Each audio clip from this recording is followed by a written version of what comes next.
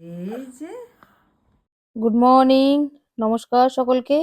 আমি তৃপ্তি চলে এসেছি আপনাদের সাথে আর একটি নতুন ব্লগ নিয়ে। আমাদের হ্যালোউইন পার্টি, খাওয়া দাওয়া হই হুল্লোড় সব মিলিয়ে এক দারুণ রকম জমজমাট পার্টি। চলুন আপনাদের সাথে শেয়ার করি আমরা পার্টিতে কিভাবে এনজয় করলাম। যদিও আমার হ্যালোউইন পার্টি এই প্রথম মানানো। সকালে নাস্তার জন্য বানালাম লুচি আর ছোলার ডাল। আমার মেয়ের খেতে ইচ্ছে হয়েছে পিৎজা, অনেকদিন ধরে নাকি ওকে পিৎজা খাওয়ানো হয়নি। চলুন, হয়ে গেছে নাস্তা বানানো, এরপর দুপুরের খাবার বানাবো, তারপর বানাবো রাত্রের জন্য রাইস। বানাবো রাইস, পার্টিতে সবাই কিছু না কিছু নিয়ে আসছে, আমি নিয়ে যাব রাইস। কেউ নিয়ে আসছে চিকেন, কেউ লুচি, কেউ স্টার্টার, সব মিলিয়ে একদম দারুণ রকম জমজমাট পার্টি। চলুন বেরিয়ে পড়েছি, যাব পুনম দিদের বাড়ি, ওদের বাড়িতেই পার্টিটা অ্যারেঞ্জ হয়েছে।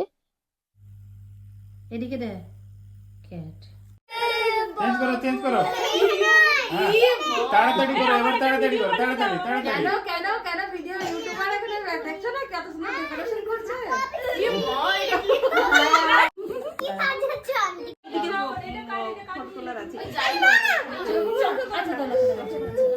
আদি ভয় পাবে যদি বাবা খেও না চকলেট খালে হ্যাঁ এখানে ধরে পাবে না হলে হাতে চকলেটটা লেগে যাবে হ্যাঁ মেকআপ আর্টিস্ট দাদা আমি না একটুখানি খাবো বুঝলে তো চা খাবে একটুখানি খাবো দুধ চা হ্যাঁ একটু মানে চারজন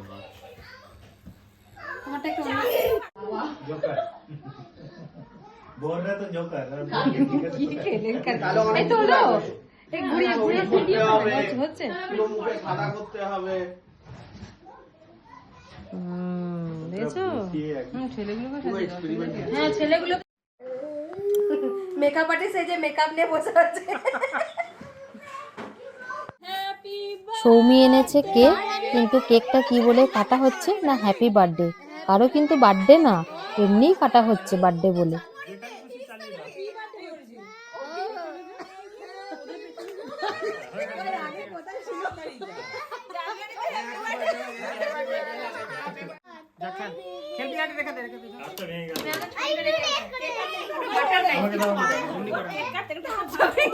বলছে আমার হাতটা ভেঙে গেছে এই দেখি এই দিয়া ওটা দিয়ে আমি ইন্ডিয়ান নাম্বার থেকে এসে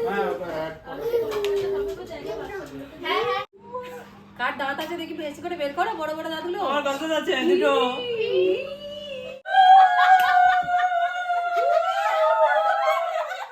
এদিকে ঘোরো হ্যালুমের দল ঘুরে দেখে পপিন্স দেখি দেখি পপিন্স এদিকে চলছে বাচ্চাদের খেলা প্লাস খাওয়া দাওয়া, ওইদিকে আমাদের অন্য রুমে চলছে গল্প প্লাস খাওয়া দাওয়া। এটা করছে কি আমাদের দাদা ভাই দেখি একটু ওইদিকে করছে আমার না ছোট ছোট আসছে কাট করে দেখলাম আমি রিলসে দিচ্ছি চলো ঠিকঠাক আসছে মা অন্ধকারে ভূতে খেয়ে চলে যাবে তো আদি আদি আদু এই গড়াবো এটা তো আমিও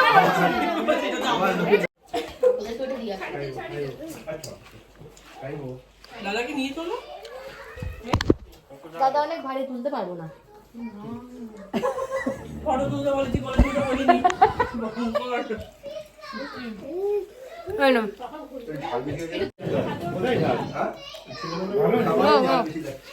বাচ্চাদের ঝাল লেগেছে এ ভাই তো কি মানুষ ও মদ এক্সপায়ার হয় না হ্যাঁ খাবো না তো যত পুরনো হবে তত টেস্ট হবে একদম বাহ ওকে ওকে আমিও নিয়েছি দেখো দেখলাম আমার কোল্ড ড্রিঙ্কসটা দেখালাম বুঝতে পারবে না কোল্ড ড্রিঙ্কস কিছু ভেরি ওটা দিয়ে অ্যাকচুয়ালি বানানো হয় কার বম ঠিক আছে কার বমটাকে এরকম একটা গ্লাস থাকবে ওর মধ্যে ওই বেলি চলছে থাকার লোকেশন নিয়ে পুরো ঝগড়া, তুমুল ঝগড়া। কিন্তু ডোবা জায়গা আমি ছিলাম আমরা সেন্ট্রাল কলকাতা সব ল্যাম্প পোস্টের একদম উঁচু অব্দি দেখবে জলের দাগ আছে। মানে এই জল এইটা অনেক কষ্টে চাইছিলাম। অটো পাওয়া যায় না, ঠিক আছে? সকালবেলা তোমার ঘরের সামনে সারাক্ষণ অটো ও ভাই, দাঁড়িয়ে থাকে। আমার 10 মিনিট লাগে হেঁটে। তোমার মুন্না আসবে রাতে আধ ঘন্টা লাগে না হেঁটে, কেমন? কিসের ভিডিও করছো ভাই? ওরা ভিডিও করছে কেন? টালিগঞ্জের জমে ও করছে টালিগঞ্জে টালিগঞ্জ স্টেশন থেকে নেবে একটু কি বলে কদমতলা। অত যাই না, বেশি দিন ঘুমাচ্ছিলাম। আমি ছিলাম এতে মালঞ্চর কাছে আমাদের বাড়ি ওখানে। কদমতলাটা কোন দিকে ভাই? আমিও শুনিনি। মেট্রো স্টেশন থেকে নেবে কুদঘাটের দিকে যেতে হবে। কুদঘাটের দিকে। আচ্ছা কুদঘাটের দিকে যেতে আমাদের তো এদিক দিয়ে যেতে হয় মালঞ্চর দিক। এই মানে মানে কোথাও কোথাও বিয়ে হয়ে এসেছি বাচ্চা। এই না তোদের এই আমি চুপচাপ মানে রাত 9টার সময় অফিস থেকে ফিরছি, ফোনে কথা বলতে বলতে ফিরছি, একটা বাইক গেল, কান থেকে ফোন, কান থেকে ব্যাগ। আমি কি বলছি, মাইকেল থাকার জন্য ভালো, একটা বয়সকালে ফ্রি হ্যান্ডে মানে তোমার কোনো ঝুট ঝামেলা নেই, তুমি শান্তিতে থাকবে। হাত পা ছিল না,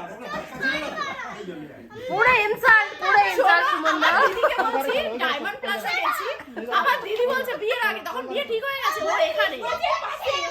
আমার দিদি বলছে কি দেখ এখান থেকে সোজা চলে গেলে, ডায়মন্ড প্লাজা থেকে সোজা চলে গেলে আগে সেটা আমাকে বলো।